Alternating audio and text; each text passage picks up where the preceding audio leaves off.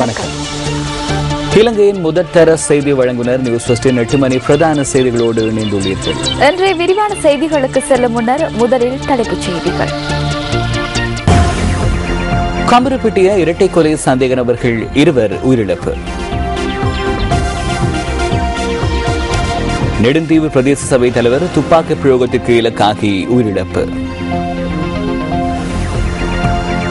சாவகச்சேரி பிரதேச சபை உறுப்பினர் வீட்டின் மீது தாக்குதல். கூடம்குளம் அணுமின் உற்பத்தி நிலையத்திற்கு அருகில் இடம்பெற்ற வெடிச்சம்பவத்தில் 6 பேர் பலி. இனி விரிவான செய்திகள். நெடுந்தீவு பிரதேச சபை தலைவரின் உயிரிழப்பு ஒரு மனித படுகொலை என சந்தேகிக்கப்படுவதாக போலீஸ் ஊடக பேச்சாளர் சிரேஷ்ட போலீஸ் அத்தியட்சகர் அஜித் ரோஹன நியூஸ் ஃபர்ஸ்டுக்கு தெரிவித்தார். இந்த விசாரணையை மேற்கொள்வதற்காக ஊர்காவற்றுறையைச் சேர்ந்த 2 போலீஸ் குழுக்கள் ஈடுபடுத்தப்பட்டுள்ளதாகவும் அவர் குறிப்பிட்டார். நெடுந்தீவு பிரதேச சபை தலைவரான 44 வயது டேனியல் ரெக்சிகன் நேற்று அவரது வீட்டிலிருந்து சடலமாக மீட்கப்பட்டார். இது ஒரு தற்கொலை என ஆரம்பத்தில் தகவல்கள் வெளியாகியிருந்தன. எனினும் யாழ் போதனா வைத்தியசாலையில் மேற்கொள்ளப்பட்ட பிரேத பரிசோதனைகளில் அவரது தலையில் துப்பாக்கிச் சூட்டு காயங்கள் காணப்பட்டமை தெரிய வந்தது. நெடுந்தீவு பிரதேச சபையின்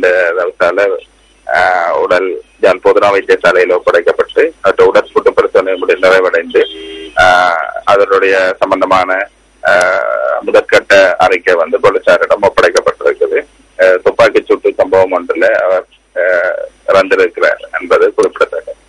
சிறிய கைத்துப்பாக்கி வகையால சுடப்பட்டதற்குரிய ஆதாரங்கள் அங்க காணப்பட்டது. அதுல இந்த பின்பக்கமா பிரடி பக்கமா சுட்டிருக்கிறாங்க. டைனமம் வகையான பிஸ்டல் உண்டால கைத்துப்பாக்கியால. ඊයේ සවස 12:30ට පමණ කයිට්ස් පොලිස් ස්ථානයේ වෙත நபர் ஒருவர் உயிரிழந்துள்ளதாக நேற்று 12:30 அளவில் ஊர்காவற்றுறை போலீஸ் நிலையத்திற்கு தகவல் கிடைத்துள்ளது. புங்குடுதீவு வைத்தியசாலையில் சடலம் வைக்கப்பட்டிருந்தது. அது தொடர்பாக விசாரணைகளை ஆரம்பித்த போது உயிரிழந்தவர் நெடுந்தீவு பிரதேச சபையின் தலைவர் என்பது தெரிய வந்தது. இதற்கமைய சாட்சியங்கள் பெறப்பட்டுள்ள நிலையில் இது தொடர்பான விசாரணைகள் மேற்கொள்ளப்பட்டன. ஊர்காவற்றுறை நீதவானின் உத்தரவிற்கு அமைய சடலம் மீதான பிரேத பரிசோதனை இன்று நடைபெற்றது. யாழ் வைத்தியசாலையின் உதவி நீதிமன்ற மருத்துவ அதிகாரிகளினால் இந்த பிரேத பரிசோதனை நடத்தப்பட்டது. குறித்த சடலத்தின் தலையின் பின்பகுதியில் துப்பாக்கிச் சூட்டு காயம் இருந்தமை பிரேத பரிசோதனையின் போது தெரிய வந்துள்ளது. எனவே இது ஒரு படுகொலை என சந்தேகிக்கப்படுகின்றது. துப்பாக்கிச்சூடு நடத்தப்பட்டு இந்த கொலை இடம்பெற்றுள்ளதாக நம்பப்படுகின்றது. விசாரணைகள் தொடர்ந்து முன்னெடுக்கப்படுகின்றன. இது தொடர்பான விசாரணையை மேற்கொள்வதற்காக ஊர்காவற்றுறையைச் சேர்ந்த 2 போலீஸ் குழுக்கள் ஈடுபடுத்தப்பட்டுள்ளன. குறிப்பாக அவர் நெடுந்தீவு பிரதேச சபையின் தலைவராக இருந்த போதிலும் அவரின் வீடு அதற்கு அண்மித்த புங்குடுதீவிலேயே அமைந்துள்ளது. அந்த பகுதியில் உள்ள மக்களிடமும் இது தொடர்பில் தகவல்கள் பெறப்படுவதோடு இந்த துப்பாக்கிச் சூட்டு காயம் தொடர்பிலும் விசாரணைகள் மேற்கொள்ளப்படுகின்றன. இந்த சம்பவம் தொடர்பில் எந்தவொரு சந்தேக நபரும் கைது செய்யப்படவில்லை. වැඩිදුර විමර්ශනයක් සිදු කෙරෙනවා. සැකකරුවන් මෙතෙක් කිසිවෙකු අත්අඩංගුවට ගෙන නැහැ. பிரேத பரிசோதனைகளின் பின்னர் சடலம் டேனியல் ரெக்சிகனின் மனைவியிடம் ஒப்படைக்கப்பட்டதாக யாழ் போதனா வைத்தியசாலையின் பேச்சாளர் ஒருவர் குறிப்பிட்டார். பொது உடல் யாழ்ப்பாணம் ஸ்டான்லி வீதியில் அமைந்துள்ள ஈழ மக்கள் ஜனநாயக கட்சியின் தலைமை அலுவலகத்தில் இன்று அஞ்சலிக்காக வைக்கப்படும் என அந்த கட்சியின் ஊடக செயலாளர் ஸ்டாலின் நியூஸ் ஃபர்ஸ்டுக்கு தெரிவித்தார். இதன் பின்னர் பூத உடல் உறவினர்களிடம் ஒப்படைக்கப்படும் எனவும் நாளை மாலை பூத உடல் மணங்காடு மயானத்தில் நல்லடக்கம் செய்யப்பட உள்ளதாகவும் ஈழ மக்கள் ஜனநாயக கட்சியின் ஊடக செயலாளர் ஸ்டாலின் மேலும் குறிப்பிட்டார். யாழ்ப்பாணம் சாவகச்சேரி பிரதேச சபையின் ஆளும் கட்சியான தமிழ் தேசிய கூட்டமைப்பின் உறுப்பினர் ஒருவன் வீட்டின் மீது இன்று அதிகாலை அடையாளம் தெரியாத சிலர் தாக்குதல் மேற்கொண்டுள்ளனர். இது தொடர்பில் போலீசார் விசாரணைகளை முன்னெடுத்து வருவதாக போலீஸ் ஊடக பிரிவு தெரிவிக்கிறது. யாழ்ப்பாணம் சாவகச்சேரி பிரதேச சபையின் ஆளும் கட்சியான தமிழ் தேசிய கூட்டமைப்பின் உறுப்பினர் ஸ்ரீஸ்கந்தராசா ஸ்ரீரஞ்சனின் மீசாலையில் உள்ள வீட்டின் மீது இன்று அதிகாலை 1:50 அளவில் தாக்குதல் மேற்கொள்ளப்பட்டுள்ளது. 6 மோட்டார் சைக்கிள்களில் வந்தவர்கள் தனது வீட்டின் மீது தாக்குதல் மேற்கொண்டதாக அவர் குறிப்பிட்டார். அதிகாலை அளவில் ஒரு 1:50 மணி அளவில் எனது வீட்டுக்கு 6 மோட்டார் பைக்கில் இனந்தெரியாதவர்கள் வந்தார்கள். அதுக்கு முன்னாடி ஒரு 12 மணி அளவில் ஒரு சந்தேகக்கிடமான மோட்டார் பைக் கொண்டு வந்து எனது வீட்டடியில் நின்று போகும்போது நான் ஏதோ பிரச்சனை இருப்பதாக அவதானித்துக் கொண்டு நான் மிகவும் எச்சரிக்கையாக இருந்தேன். அதன் பிற்பாடு ஒரு 50 மணி அளவில் 6 மோட்டார் பைக்கில் வந்து இறங்கினார்கள்.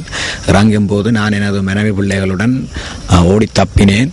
ஓடி தப்பும் போது இவர்கள் வந்து பெட்ரோல் பெட்ரோல்கள் பயங்கர வாள் போன்ற கம்பிகள் போன்ற ஆயுதங்களால் எனது வீட்டை அடித்து நொறுக்கி உள்ளிருந்த பொருட்களையும் தீ வைத்து கொளுத்து விட்டு நான் அயலவரின் உதவிகளுடன் கத்தும் போது இங்கே நில்லுங்கோ யார் வாங்கூடா என்று கத்தும் போது உடனடியாக துப்பாக்கி பிரயோகம் மேற்கொண்டு விட்டு அந்த இடத்தை விட்டு தப்பித்து சென்று விட்டார்கள்.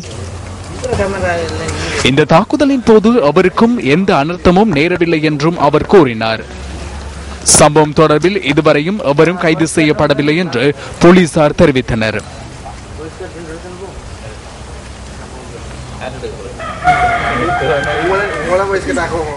கம்பூர்பிட்டி போலீஸ் உத்தியோகத்தர் மற்றும் அவரது மனைவியின் கொலை தொடர்பில் கைது செய்யப்பட்ட 2 சந்தேக நபர்கள் இன்று அதிகாலை போலீஸ் பாதுகாப்பிலிருந்து தப்பிச் செல்ல முற்பட்ட வேளையில் தெனகம வாவியில் வீழ்ந்து உயிரிழந்துள்ளதாக போலீசார் குறிப்பிட்டனர். மறைத்து வைத்திருந்த ஆயுதங்களை தேடுவதற்காக அழைத்துச் செல்லப்பட்ட வேளையிலேயே இவர்கள் தப்பிச் செல்ல முற்பட்டதாக போலீஸ் ஊடக பேச்சாளர் சிரேஷ்ட போலீஸ் அத்தியட்சகர் அஜித் ரோஹன குறிப்பிட்டார்.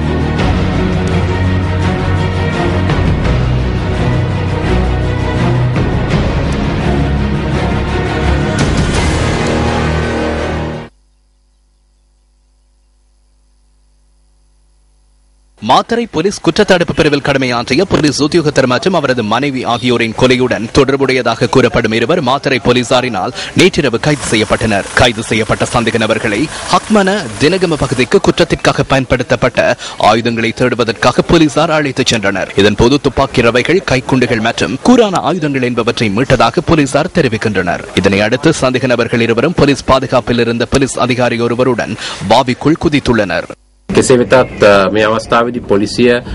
எவ்வாறாயினும் போலீசார் அவர்களை காப்பாற்றுவதற்கு முயற்சித்தனர். அவர்கள் நீரில் இருந்து காப்பாற்றப்பட்டு வைத்தியசாலையில் அனுமதிக்கப்பட்ட போதிலும் அவர்கள் உயிரிழந்தனர். நீரில் மூழ்கிய போலீஸ் கான்ஸ்டபிள் வைத்தியசாலையில் அனுமதிக்கப்பட்டார். இந்த சம்பவம் தொடர்பான விசாரணைகள் தொடர்ந்து முன்னெடுக்கப்படுகின்றன. அதேபோன்று பிரதான சந்தேக நபரை கைது செய்வதற்கு போலீஸ் குழுக்கள் ஈடுபடுத்தப்பட்டுள்ளன.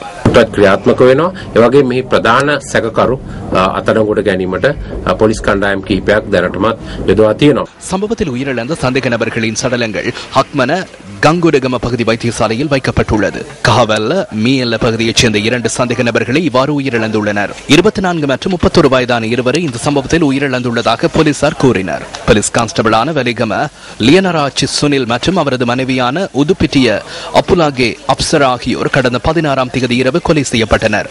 இதன்போது 2 வயதான குழந்தை ஒன்றும் காயமடைந்திருந்தமை குறிப்பிடத்தக்கது. இந்த கொலை சம்பவத்துடன் தொடர்புடைய சந்தேக நபர் ஒருவர் கடந்த 22ஆம் தேதி கைது செய்யப்பட்டிருந்தார். குறித்த சந்தேக நபரினால் மறைத்து வைக்கப்பட்ட துப்பாக்கியை மீட்டெடுப்பதற்காக அழைத்து சென்ற வேளையில் சந்தேக நபர் போலீசாரின் மீது துப்பாக்கி பிரயோகம் மேற்கொண்டதை அடுத்து போலீசாரினால் பதில் துப்பாக்கி பிரயோகம் மேற்கொள்ளப்பட்டுள்ளது. இதன்போது சந்தேக நபர் உயிரிழந்தார். கொலை செய்யப்பட்ட தம்பதியின் மூத்த மகனின் கல்வி நடவடிக்கைகளுக்காக மாத்தறை சிரேஷ்ட போலீஸ் அத்தியட்சகர் தேசபாந்து தென்னகோன் நடவடிக்கை எடுத்துள்ளார். கல்வி அமைச்சருடன் கலந்துரையாடி மாத்தறையில் உள்ள உயர்கல்வி ஒன்றிற்கு அவரை சேர்ப்பதற்கு நடவடிக்கை எடுக்கப்பட்டுள்ளது.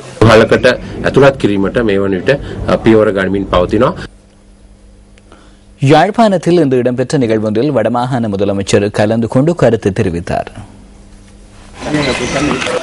யாழ்குடா நாட்டின் கல்வி அமைச்சரின் அலுவலகத்தில் இன்று இடம்பெற்ற மரநடுகை நிகழ்வில் முதலமைச்சர் சி விக்னேஸ்வரன் கலந்து கொண்டிருந்தார். இந்த நிகழ்வில் தமிழ் தேசிய கூட்டமைப்பின் மாகாண சபை உறுப்பினர்கள் பலரும் கலந்து கொண்டிருந்தனர். பல இளைஞர்கள், யுவதிகள் எங்களை விட்டு போயிட்டினோம்.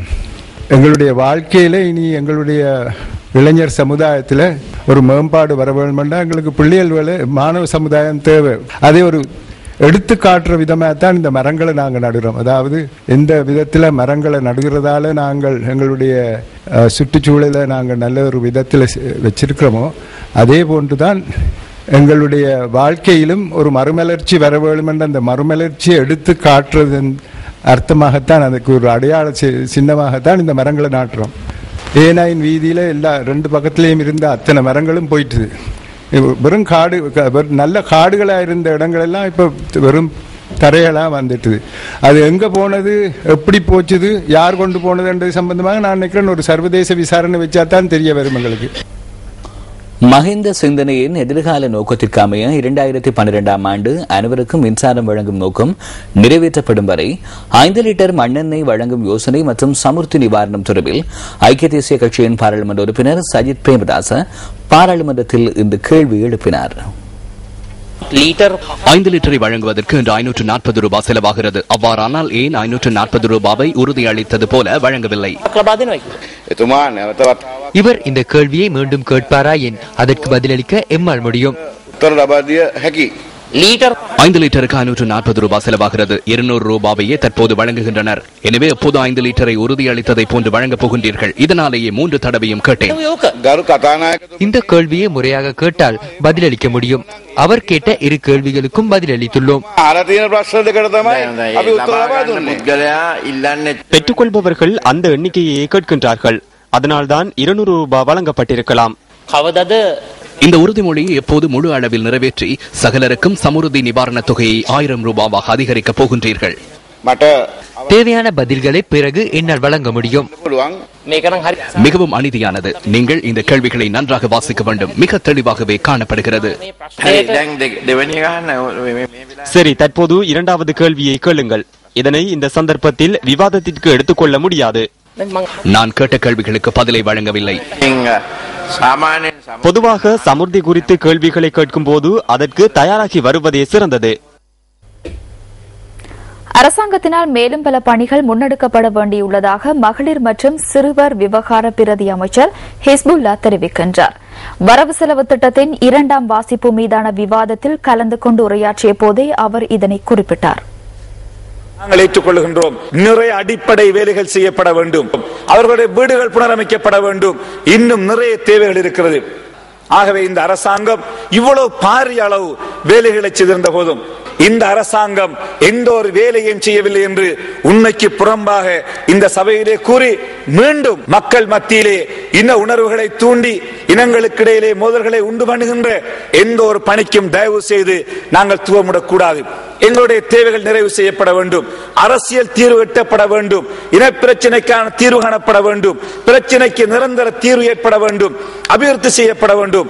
இனத்துவேஷத்தை பேசி மீண்டும் எங்கள் மத்தியிலே பிரிவினைவாதத்தை தூண்டுவதற்கு நீங்கள் துணை போகக்கூடாது.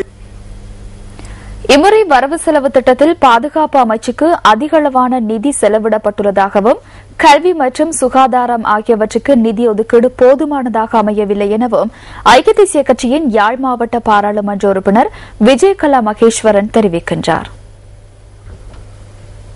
வடக்கில் மீள்குடியேற்றப்பட்ட மக்களுக்கு அடிப்படை வசதிகள் இன்னமும் பூரணப்படுத்தப்படவில்லை. இந்திய வீடமைப்பு திட்டத்தின் கீழ் 50,000 வீடுகள் அமைக்கப்படுவதற்கு ஒப்பந்தங்கள் கச்சா திட்ட போதிலும் இதுவரை 5,000 வீடுகள் கூட அமைக்கப்படவில்லை. யுத்த பாதிப்புக்குள்ளாயிருந்த மீளாத வடக்கு கிழக்கு மாகாண மக்களுக்கு இந்த வரவு செலவு திட்டமானது பெரும் ஏமாற்றத்தையே அளிக்கின்றது. ஏனெனில் அவர்களின் வாழ்வாதார மேம்பாட்டுக்கான ஒரு சிறிய திட்டம் கூட வரவு செலவு திட்டத்தில் இடம்பெற்றிருக்கவில்லை. யுத்தம் முடிவடைந்த பின்னர் வருடந்தோறும் பாதுகாப்பு செலவினம் அதிகரிக்கப்பட்டே வருகின்றது.